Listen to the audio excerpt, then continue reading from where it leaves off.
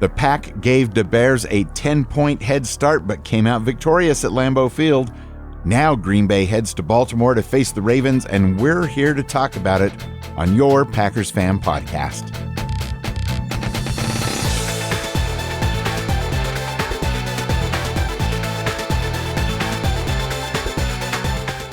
I'm Scott Clark from the Gaming Outsider, and boy was I nervous during that game, at least during the first half anyway. We've got some work to do as we head into the playoffs soon, but a win is a win, and I was happy to breathe a sigh of relief after that one.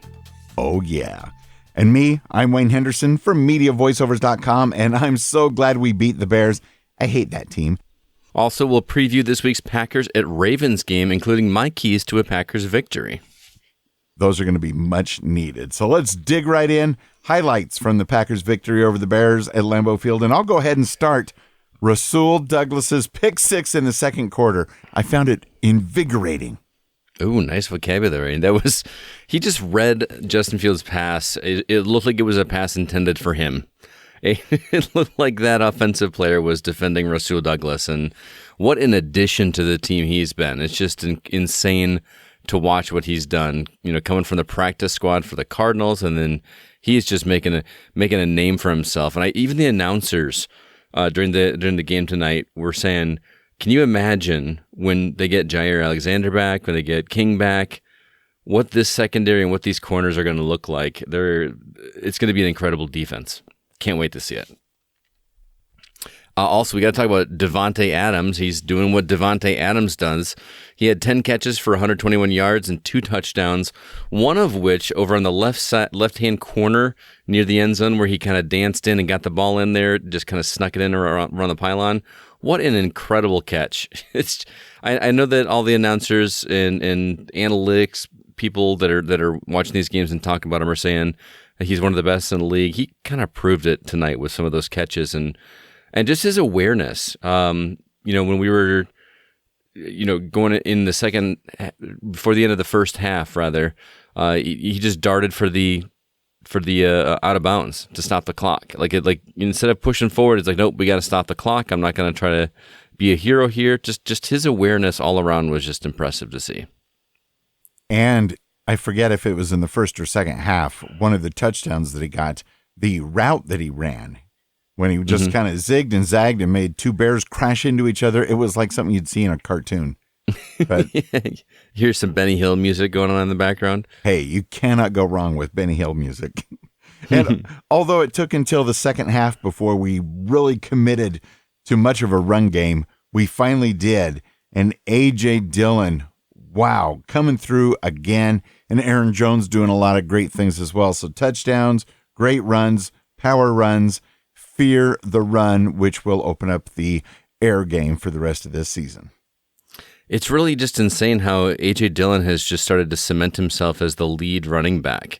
It was all Aaron Jones, you know what I mean? And now, although Aaron Jones did score, he just kind of walked one into the end zone.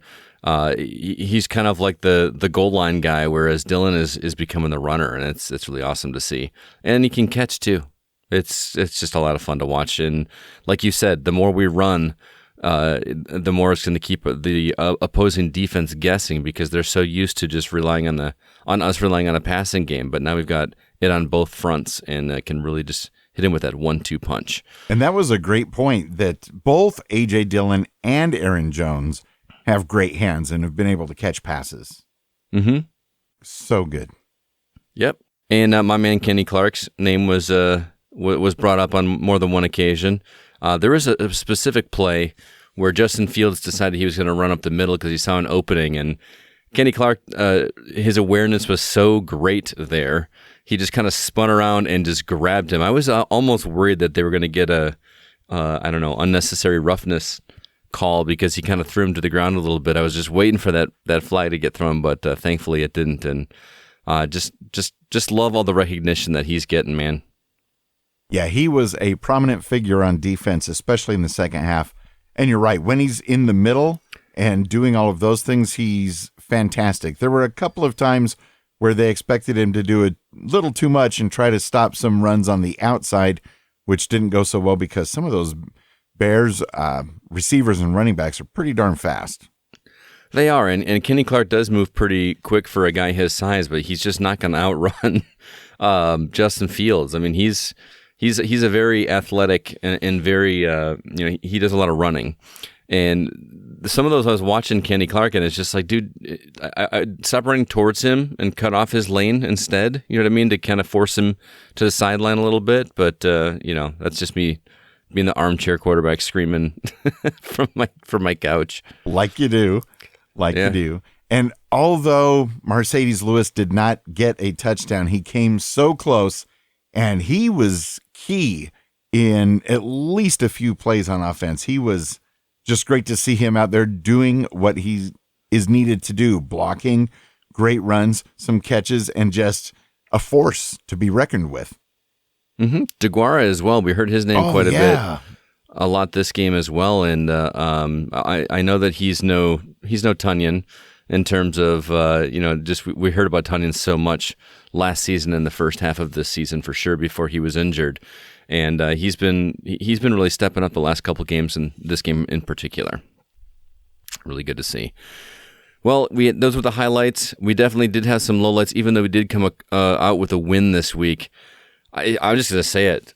Special teams is atrocious right now. I didn't think it could get any worse after the last couple weeks, and this was the worst showing of special teams. I don't know what needs to change, and I'm going to talk about it in my keys to victory.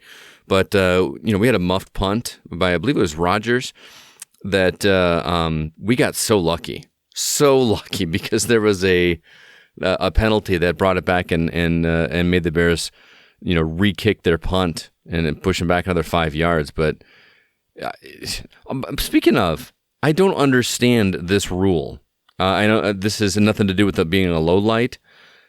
I'm sorry, but this ruling where if you recover a muffed punt, and you can't advance it, that's stupid. That is a really dumb rule. Can you explain to me what the reason for that is?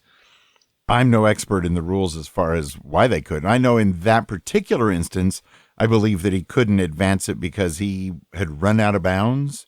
The bear had run out of bounds, and then he was the first to touch it? Or is this a different punt you're talking about? That was the penalty. No, it's the same punt, but like the rule is, even if he had run out of bounds, if you recover the punt after it's been muffed, you can't run it back for 6. Oh, I didn't know that was... Because that's also what happened... That's also what happened when the Bears recovered the onside kick. Right. Now, that one, I did notice that, again, they decided to just grab the ball and try to run it in for a touchdown. They're like, whoa. Onside kick? I don't think so. You just get the ball back. You can't run it. I'm sorry. I don't agree with that rule. I understand the safety situation of it and trying to keep players healthy and all that, but that proves it. It's in the Bears' favor. They, if the rule hadn't been there, they would have scored right away. I don't want that to happen, but they should have got those 6 points. But anyway, outside of that muff punt where we got lucky because of the penalty, we allowed a 97-yard return for a touchdown. That one hurts. I just can't even, and it was almost like an effortless run. There was no bobbing and weaving. He just kind of ran straight for it, and there was nobody even attempting to tackle him. Much less, it wasn't like missed tackles. It was like nobody was there to tackle him. I don't know. By the third quarter, I was praying anytime we had to punt the ball, just to punt it out of bounds. There's no penalty if you punt it out of bounds. If you go out of bounds on a kickoff, that's one thing.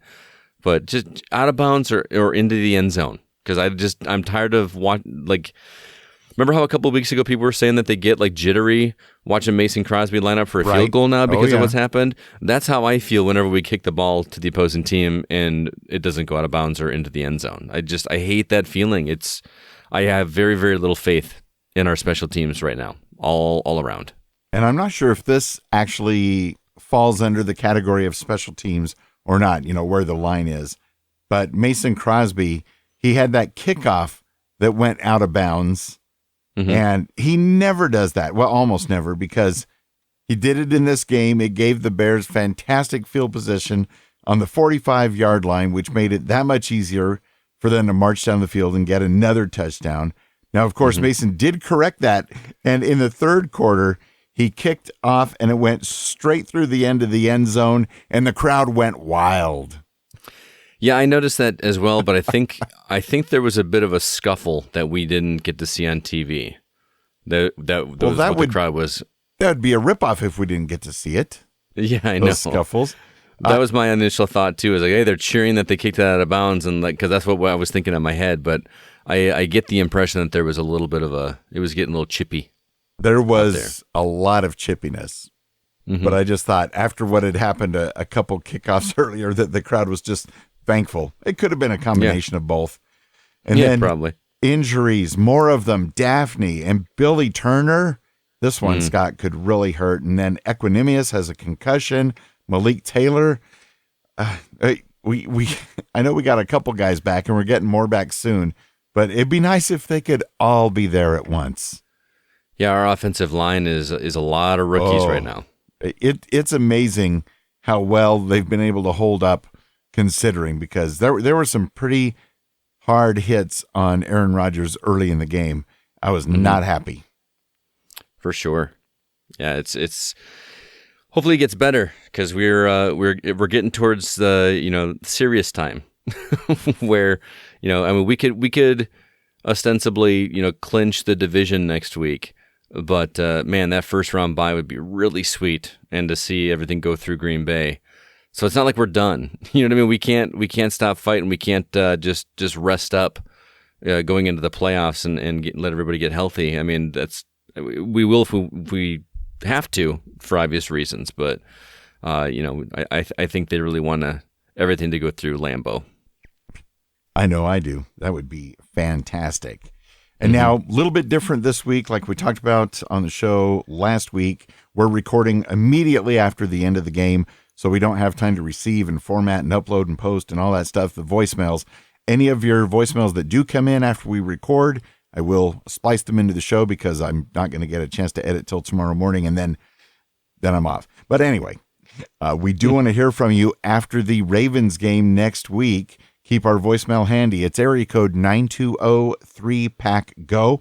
You can also record a voice message on your phone or on your computer, attach it to an email, and send it to feedback@PackersFanPodcast.com. We want you to be part of the show next week after we beat the Ravens. Well, I don't know. Hold on just a second, Wayne. I think we may have a call to share with everybody. So, before we play the calls that came in after we recorded this episode, apparently, through the magic of time travel, here's what Joe was able to record and send in after watching the game in the future, before any of us were able to watch it here in our linear timeline. All right, so this is going to be kind of a first on the Packers Fan Podcast. Time travel mixed with the Packers and voice messages. And, I just received it here on my phone, and it came in a unique format, probably because it's from the future. So the sound quality is going to be a little bit different than normal, but let's see what Joe found out from the future. Go Pack Go! Go Pack Go! Hey, Wayne and Scott, this is Joe in Kentucky. I'm not sure I've mentioned this, but I'm a physicist Packer fan. And since you're recording immediately after the game on Sunday, I made a deal with the guys who control the time machine so I can send in a post-game call. Bears really got inspired for the rivalry. Nice game, Chicago. I think the third quarter sack was really the dagger that finished them off. It was nice to see Rodgers' toe didn't have a big impact and that Crosby hit all his kicks. This will really set his confidence as we go into the playoffs. Oh, I wasn't supposed to say that. Wayne, can you cut that bit out? Thanks. I also love the play by Jair Alexander in the first quarter that really set the mood. You know, the one I'm talking about. Okay, time's up. I got to get this thing back to the lab. Green and gold till dead and cold. Go, Pat, go. Oh, well, thank you so much. I don't think we've ever had something come across from the future. That is much appreciated, Joe. And it looks like things did work out after all, even in the future. But I actually think, Scott, that it's a different timeline because of the mention of the great things Jair Alexander did. We missed that. I was going to say, he came close. And yes, Crosby did hit all his kicks. Unfortunately, he hit one of them out of bounds. That was pretty funny, though, Joe. Thanks so much for sending that in, and we do appreciate it. And I just want to remind everybody that you too can join the Facebook group, be a part of the conversation, and let your voice be heard. We would love to hear from you. And like I said, on normal weeks, we do play those and react to them, but we had to record literally right after the show. I mean, we just got done watching the game, 30 minutes ago. So not a lot of time to get to field those calls. Now, of course, we do need to get some inside technology from Joe so that we too, in the future, if we need to, we can go to the future. It's timey-wimey. It's a Doctor Who thing. You'll find out after I win the Wager of Fun for the season. But hey, it ain't over yet. Go, Pack, go! Go, Pack, go! Hey, guys, Andre in L.A. Happy holidays. It looks like for Christmas we got the same gift we get every year, the Bears, because we own them. Love it, love it. What a game. What a performance by Aaron Rodgers. Hopefully, I think the offensive line guy is Billy Turner. Hopefully he's okay. You know, I know injuries are a part of the game.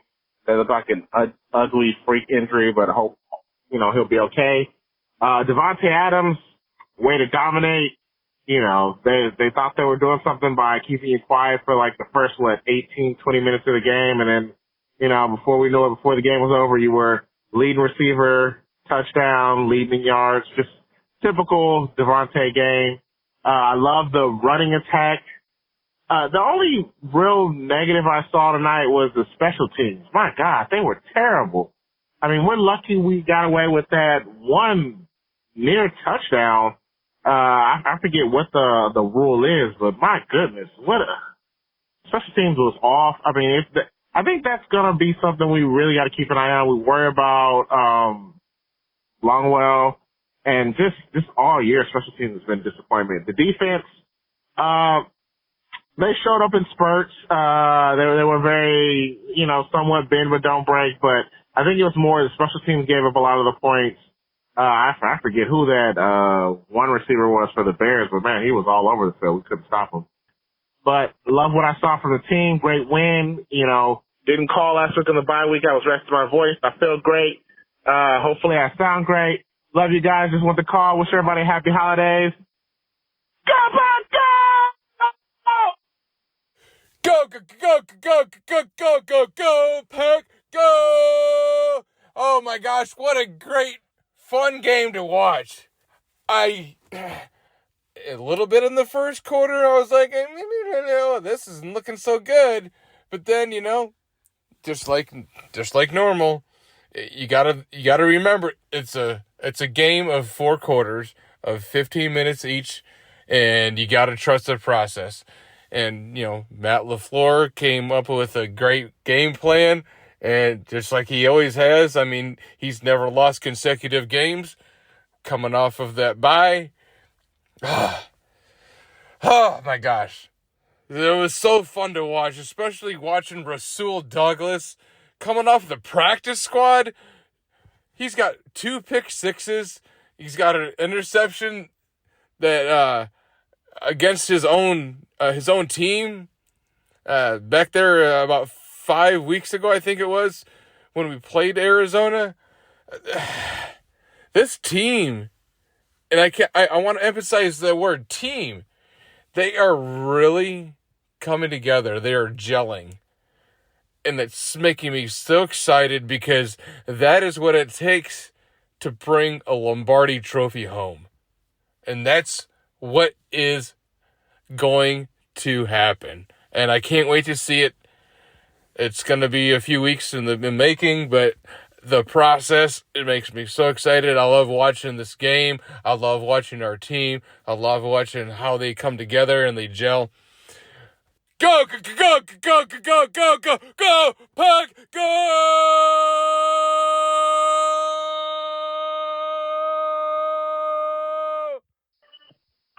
Hey guys, Mark from New Lisbon. It's Monday morning and enjoying another great Packer win. You know, they won a tough game in the division. They're 6-0 at home. So it's all good. The injuries are getting a little scary, Aaron with his toe. But if you look at their offense, it's like who hasn't been hurt this year on offense? I mean, Bakhtiari and A-Rod with the toe, Aaron Jones, Tunyon, Cobb was out, on Sunday night. Adams missed the Arizona game, which they still won. EQ is hurt. Jenkins, Josh Myers, Billy Turner. It's like, it just tells you what a great job LaFleur has done, still having this explosive offense and never having all your weapons on the field at the same time. So hopefully that'll get straightened out by the playoffs. Their defense is just, they bend and they don't break, and they are able to play through injuries as well. And who knew Rasul Douglas was just going to be this beast? I mean, the 2 picks that he's had, the last 2 games for a touchdown, the pick sixes are awesome, but people forget he had the game-winning interception at Arizona in the end zone. So this guy is a playmaker. Devondre Campbell is in full beast mode too. 16 tackles yesterday. I can't remember the last time a Packer had that many tackles. It might have been Blake Martinez like 5 years ago. But the downside, the special teams were just atrocious. And special teams are a third of the game, and they just got to clean that up, as Mike McCarthy would say. But Crosby seems to be coming around and coming out of his slump, so that's a positive thing. So a big game at Baltimore next week. The Packers are still in the hunt for the number 1 seed, and I was just wondering if you guys think they're going to get the number 1 seed. I have a feeling they are, but I think as long as they're healthy in the playoffs, they have a chance to go far. So thanks for the awesome podcast, and thanks for taking my call. We will talk to you next week. Go Pack, go. 10-3, 10-3, 10-3. Go Pack, go! Wow. I like the second half a lot better than the first half. But I have to, okay, so it was Allen's game for sure. It was also his birthday like yesterday or the day before, so I yelled happy birthday every time he caught the ball or scored. He did awesome. I thought it was great because I felt like he didn't really have a breakout game at all this year until tonight. Devante was just Devante, per usual. I thought the Jalen guy, Jalen Johnson, not Jalen Ramsey, the other Jalen, was really good, actually, in the beginning, and I don't know if he got tired or Devante just was Devante. Everyone was kind of involved offensively, honestly, and like Aaron said, we are trending in the right direction. Defense, clearly off to kind of a colder start, but they came up with some key stops, and they heated up in the second half. Rashawn, he was solid, and Preston with the forced fumble, that was good. I really hope Billy's okay. His knee, it did not look right in the slow-mo replay. That would be another tough loss. Something that I honestly have no doubt that we would not be able to overcome. Like, I do believe we would be able to. No question. It would still suck to not have Billy. I've said it before, and I'll say it again. Matt LaFleur for the coach of the year. I also really have to highlight Mason. He had a perfect game, and that was great. I was happy for him. It seemed like, 3-mile-per-hour winds. Either way, it was great. It's the only good part of special teams tonight, but I'm sure everybody else will talk about that. And I needed to talk about Rasul. It was sweet that he had the pick six after having the close call earlier in the game. He has huge plays every single game, usually more than one, and usually a few almost. He's really good, and he's really fun to watch. Go, Pack, go! Go, Pack, go! Let's go, baby! Bring on Baltimore! Just a quick reminder, if you're going to be buying any Packers jerseys, shirts, caps, or other merchandise during the holiday season, or maybe to become fashionable for the playoffs, I said at playoffs, we do have an affiliate link through Fanatics. Using our Fanatics link to buy officially licensed items will earn us a small commission that'll help support the podcast, so we thank you, and we say go, Pack, go. And if you go to PackersFanPodcast.com on your desktop, you'll see the banner, you'll see the QR code. It's easy peasy, and I'm sure that very soon they'll have NFC North Championship merchandise. And with that, let's dig into what we're going to have next week. We're going to have your 9-3 Green Bay Packers heading to Baltimore, Maryland to face the Ravens. I believe it has a new time. They flexed the time of it to 3:25 p.m. Central on Sunday, December 19th. And it's not exactly a storied rivalry. The Packers have only played the Ravens 6 times so far. But would you be surprised if I mentioned that the Packers lead the series 4-2? And since we've only played them 6 times, there's not much really to say about the history of the series. But did you know the nickname of the Ravens was inspired by the poetry of former Baltimore resident Edgar Allan Poe? Nevermore. Man, I love poetry. It's good stuff.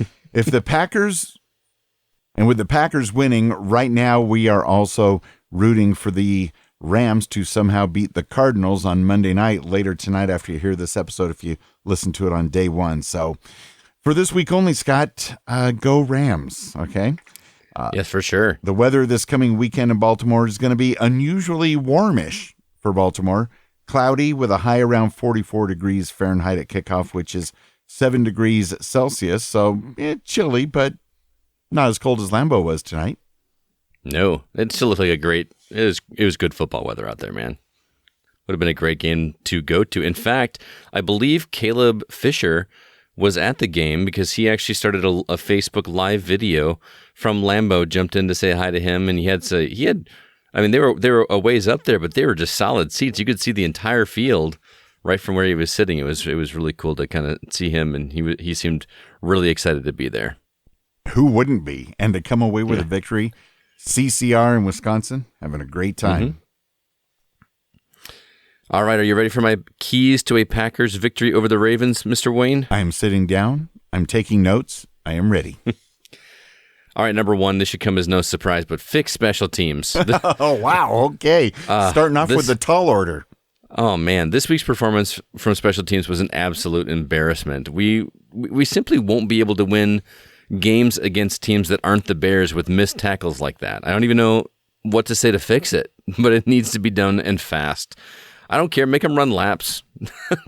Spend the week practicing fielding punts under pressure. Practice tackling. It can't keep happening. Just fix it. Fix it. It's getting worse, guys. I'm hoping that this is rock bottom in terms of our special teams, and things can only look good go up from here.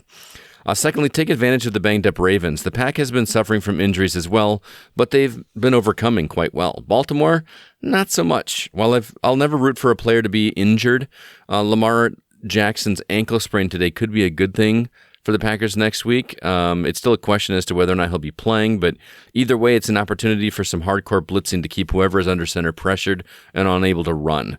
The Ravens are even more banged up than we are on both offense and defense, believe it or not. They've got a ton of players on IR. I think there's like 15 players or something like that. So it's time for us to keep our resilience going and simply dominate. And lastly, I feel like I've said this one before, but 10 yards at a time. The first half was very rough, but did you notice that in the second half when we finally bounced back and got into a groove, it was when we stopped relying, it was when we started to rely on the run and stop in those quick short passes. I think the Packers really need to stop trying to make huge plays when we only need 4 yards. I think it was like 3rd and 4 tonight, and we went for this long bomb on the sidelines. I'm tired of it. Stop passing on 3rd and short. Treat each play as if you were trying to chew up the clock and bring those fundamentals back to football. It's proven to work for us, and I don't know why we don't do that as a standard, because that's what works. Quick, short passes, runs. Do some deep balls when you see somebody clearly wide open, but back to basics, guys. That's what I think will do it. Those are a solid collection of keys to victory. Scott, thank you for those. I wonder if the special teams were especially bad this week because we were coming off the bye week. I don't think it can be used as an excuse because, on the other hand, the past few years we have lost the game after the bye week. But then again, those were on the road against Frisco and Tampa Bay, and this time we were at home against the Bears. There's still no excuse, but I just wonder what's behind it, because this was the worst special teams performance of the year, though I did blank out whatever it was that happened that first game of the year against New Orleans in Jacksonville, so it might have been just as bad then, but I forgot. You just kind of blocked it from your memory, huh? Erase the tape. That game never happened. I mean, we know the score did, but what happened in it? It's a foregone memory. Well, you mentioned earlier our Wager O Fun that we're doing here, Wayne, for score predictions. And this week's final score was Packers 45, Bears 30. I had predicted Packers winning 28-24, and you had predicted Packers winning 30-17. Thankfully, both of us were way off. But I had a differential of 23. You had a differential of 28. So I beat you by 5 points, which puts me back in the running. So, I win this week. 6-4. Only 2 more to catch up. Plenty of time for me to catch up. I don't understand. I thought for sure I was going to win this one. Did you remember to carry the 1? I did remember to carry the 1. In this case, it was a carry. Yeah, it was just carry the 1, and I carried the 2. Is this that new math they're teaching people? No, it's just regular good old math, man. Okay. Well, I just really want you to play Madden. That's just how it goes. And I really want you to watch some Doctor Who. 2 full seasons. Okay, episodes. What do we see happening this week against the Ravens in Baltimore? So I think the Packers will come out on top this week, but I think it's going to be pretty close. I think both offenses have potential to be very, very explosive. The Packers proved that tonight with 45 points, but I think that they'll edge them out, especially because the quarterback position is pretty much a question mark right now, and it's always hard to predict games this far out in advance. It's going to be a full week before we see the Packers play again. But assuming that Jackson is back, I have to imagine that he'll be firing on all 4 cylinders and hungry for a win. And with our defensive line is pretty solid, but Jackson is quick. So I think he'll keep the game pretty close. I'm going to say Packers 30, Ravens 27. Okay, but you think Lamar Jackson's only a 4-cylinder engine? Wow, I would have thought all 4 cylinders. It was more cylinders. of a V8, but whatever. Yeah, you're right. I don't know why I said 4. And actually, my first car was a 4-cylinder. So well, that'll do it. Was it a Yugo? It was not. It was a Ford Escort. Same thing. No, that's much better than a Yugo. But actually, in today's game, when Lamar went out, the backup, Huntley, not Brett Hundley, who used to play for the Packers, but Huntley, he actually did better than what Lamar was doing early in the game. So it is going to be really iffy. We're going to have another running quarterback. So either way, the Packers need to tackle, please. Yeah. I do think we are going to win 28-24. All right. And that does bring our 2021 season Wager O Fun score got a little closer. Wayne still has 6, and I am up to 4. Uh-oh. Let's see what happens. Because me playing Madden, that's not going to be a pretty thing. The NFC North, with a lot of good things going our way. Not all things, but many things. The Packers are now 10-3. How about that? The Vikings somehow won their game. Of course, it was against the Steelers. They're 6-7. The Bears, they're 4-9. Wah, wah. And the Lions couldn't even win today. They were 1-11-1. It's a lot of ones for the Lions. Holy smokes. And, we saw how mocking Aaron Rodgers' championship belt will come back to haunt you almost every time. It happened twice today, by the way. It was frustrating as I'll get out. But some other game had something that I think is kind of the equivalent to mocking AR-12's championship belt. Those wacky Raiders from Las Vegas. The players decided to have a pregame pep rally on the Chiefs logo in Kansas City, which, come on, you know better than that. And in addition to getting booed like they haven't been booed in years, Mahomes and Chiefs turned around and rolled up 48 points on them.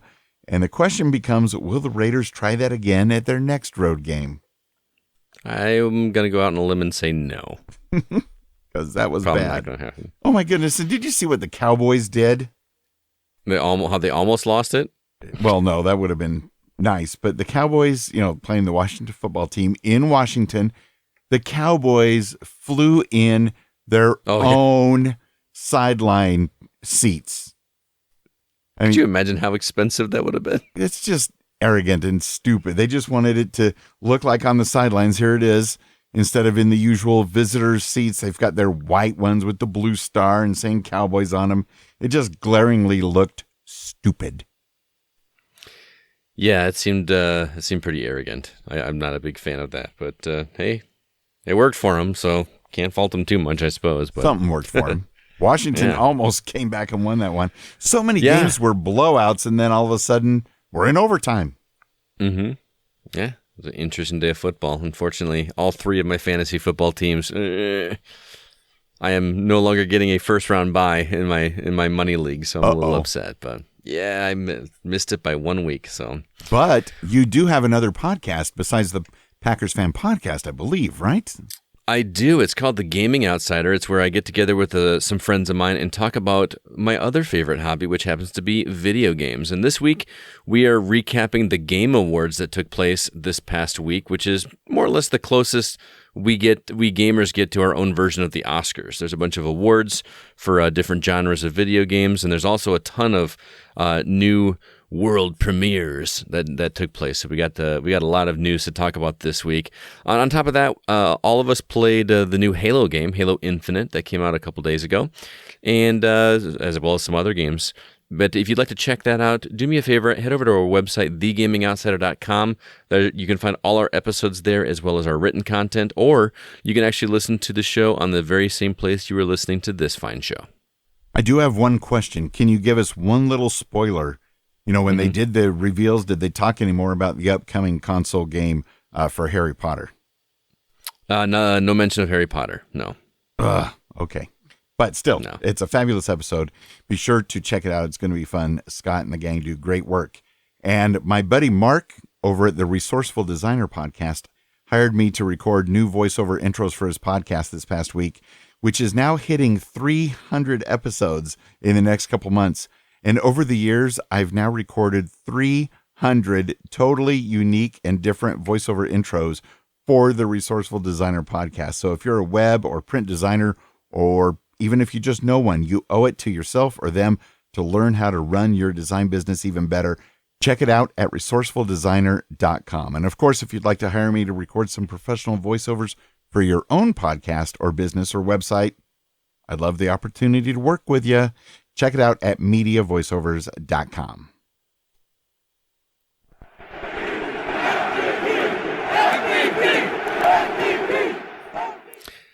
As always, we have the value for value model here at the Packers Fan Podcast, and what we do is we have a Patreon, which is a place where you can help financially support your Packers Fan Podcast, and details for that can be found at patreon.com/Packers Fan Podcast. Be sure to check it out because you can get some really cool bonuses for helping support your favorite Packers podcast. Want to have some shout outs to give out here. First off, Mr. Dan Dyler, thank you, and Go Pack goes to you, sir, for your Jim Ringo level support. Bryant, thank you for all of your Willie Wood level patronage, and Go Pack Go. Go Pack Go, and thanks also to Jay Walter supporting the podcast at the AR12 level. And Brett Favre would say thank you and Go Pack Go, as well as put her in the old vice for your Favre for inspired support of the show. Andre in LA, Colin Nolan from Ireland, Scott Bors, Miguel Ramirez from the Opposites Attract podcast, Jeff Summerfield, and Lawrence Harvey. Also, Go Pack Go, and thank yous to the awesome Curly Lambeau level patrons, Joe Christensen, Hank Davis from the TPE network of podcasts, Matt Haig, Beth Mintick, and we want to thank you all for your support and all of your interest in the show. And if you're also interested and want to become a patron of the PFP, check out the details at patreon.com/Packers Fan Podcast. And remember, we are the unofficial Packers Fan Podcast, not yet affiliated with the NFL or the Green Bay Packers. But hey guys, hit us up if you'd like to be, because we would love to be. Please follow the Packers Fan Podcast where you listen to your podcast, and please tell a friend. 'Tis the season after all. Ho, ho, ho. Follow us on Twitter at Packers Fan Pod. Follow you on Twitter at GoCastScott. Follow me on Twitter at Wayne Henderson. And taking his motivating messages and Go Pack Goes with the Packers on their way to Baltimore, it's Patreon supporter Dan Dyler. Hey, Packers Fan Podcast listeners, this is your cheesehead from Indianapolis, Dan, and I have just two words for you. Go, go, go, go, go, go, go, go, go, go, go, go, go, go, go, go, go, go, go, Pack, go!